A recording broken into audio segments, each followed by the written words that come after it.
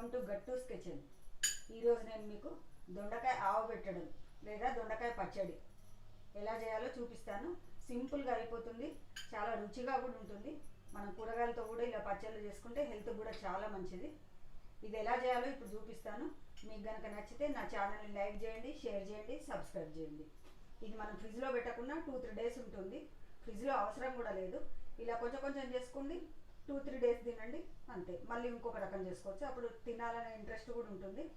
మన పచ్చళ్ళు తిన్నట్టు కూడా మన నోటికి తెలుస్తుంది. రకరకాల ముక్కలు వేసుకొని చేసుకోవచ్చు. ఇది ఎలా చేయాలో ఇప్పుడు నేను మీకు చూపిస్తాను. ఈ పచ్చడి కనుక మీకు నచ్చితే నా ఛానల్ని లైక్ చేయండి, షేర్ చేయండి, సబ్స్క్రైబ్ చేయండి.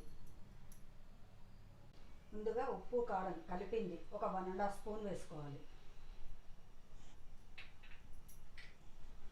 ఆ తర్వాత ఒక 1/2 స్పూన్ ఆవాల పొడి, ఒక చిటికెడు మెంతి పొడి. మెంతులు వేయించి పొడి చేసుకోవాలి, ఆవాలు మాత్రం ఎండకు పెట్టేసి వేడిగా ఉన్నప్పుడు పొడి చేసుకోవాలి. ఇవి వేసుకోవాలి.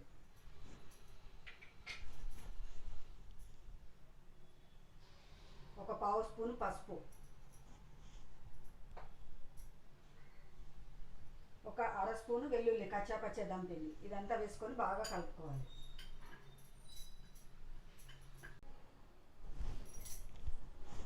ఒక 3 స్పూన్లు నూనె వేసుకొని నూనె బాగా వేడెక్కనివ్వాలి. నూనె బాగా వేడెక్కినాక ఒక 1/2 స్పూన్ ఆవాలు, 1/2 స్పూన్ జీలకర్ర వేసుకుంటున్నాను. ఆవాలు జీలకర్ర చిటపట్లాడగానే ఒక స్పూను వెల్లుల్లి కచ్చా పచ్చా దంపేసి వేసుకుంటున్నాను. వెల్లుల్లి వేయగానే మనం స్టవ్ ఆఫ్ చేసుకోవాలి, లేదంటే వెల్లుల్లి మాడిపోతుంది.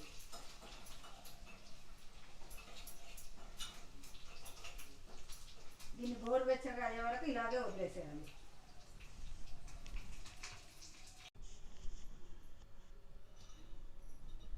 ఇలా గోరువెచ్చగా అయింది కదా తాలింపు. ఇప్పుడు ఈ తాలింపుని మనం ముందుగా మసాలా చేసుకున్నాం కదా, ఉప్పు, కారము, ఆవ పొడి, మెంతి పొడి అందులో వేసేసుకోవాలి.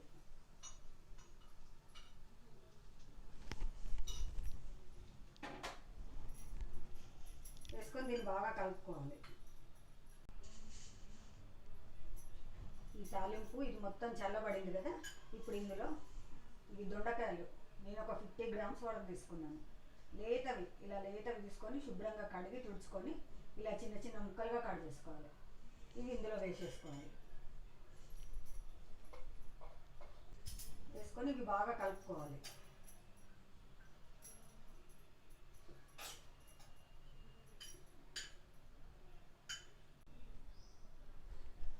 ఇలా మొత్తం చక్కగా కలుపుకున్నాక మనం ఇది మార్నింగ్ చేసుకున్నాం అనుకోండి, మధ్యాహ్నం లంచ్లోకి తినచ్చు. ఒక 1-2 అవర్స్ మనం ఇలా వదిలేస్తే ఈ కారం, ఉప్పు, ఆవాల పొడి, మసాలాలన్నీ కొంచెం దొండకాయకు పట్టేసుకుంటుంది. పట్టేసుకొని బాగా ఊరుతుంది. మనం మధ్యాహ్నం లంచ్లోకి పెట్టేసుకోవచ్చు. ఇది చాలా సింపుల్గా అవుతుంది, చాలా బాగుంటుంది టేస్ట్. మనం మామిడికాయ పచ్చళ్ళు పెట్టుకుంటాం ఇయర్లీ ఒకసారి, చాలా ఎక్కువ పెట్టుకుంటాం. మనకు 1 ఇయర్ నిలువ ఉండాలని ఆ పులుపుకి బ్యాలెన్స్ చేయడానికి మనం ఉప్పు, కారము అవన్నీ ఎక్కువ వేస్తాం, ఆయిల్ అవన్నీ ఎక్కువ వేస్తాం.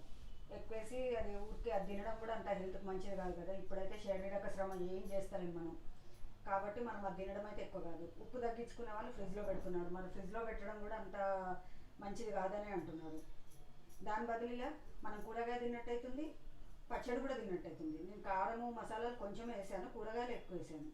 అంటే జస్ట్ ఇది మేము ఇద్దరమే ఉంటాము, 2-3 డేస్కి వస్తుంది మాకు. ఇది హ్యాపీగా మనం పచ్చడి తిన్నట్టుగా ఉంటుంది, కూరగాయలు కూడా తిన్నట్టుగా ఉంటుంది, హెల్త్ కూడా మంచిది.